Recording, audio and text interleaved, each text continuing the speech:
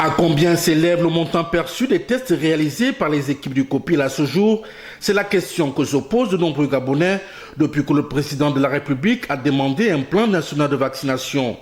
En mars 2020, au moment où la pandémie du coronavirus suscitait des inquiétudes et que le pays enregistrait des décès, les autorités avaient lancé des dépistages gratuits pour stopper la progression de la pandémie. Au 16 octobre 2020, 210 482 tests gratuits de dépistage à la Covid-19 avaient été réalisés par le Gabon, ce qui avait coûté à l'État, en 7 mois, entre mars et octobre, plus de 589 millions de francs CFA à raison de 5 $ US le test, soit 2800 francs CFA hors frais de transport. Un montant que les pouvoirs publics trouvaient excessif et lourd pour le budget de l'État. Depuis le mois d'octobre dernier, ces tests sont désormais payants. Et depuis lors, personne ne sait à ce jour à combien s'élève le montant perçu par l'équipe du COPIL.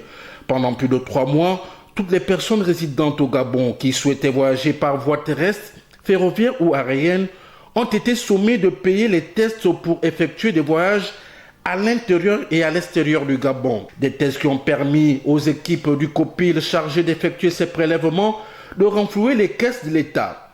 Depuis que l'argent rentre dans les caisses du COPIL, son premier responsable demeure silencieux.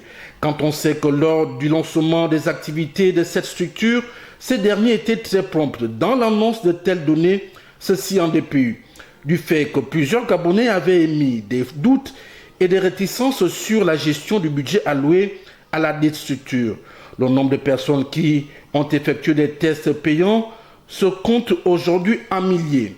Le COPIL, qui voulait tenter d'être le plus transparent possible en relevant les dépenses de l'État en ce qui concerne les tests gratuits, devait reprendre sa promptitude en exhumant les montants perçus depuis octobre pour les tests Covid-19.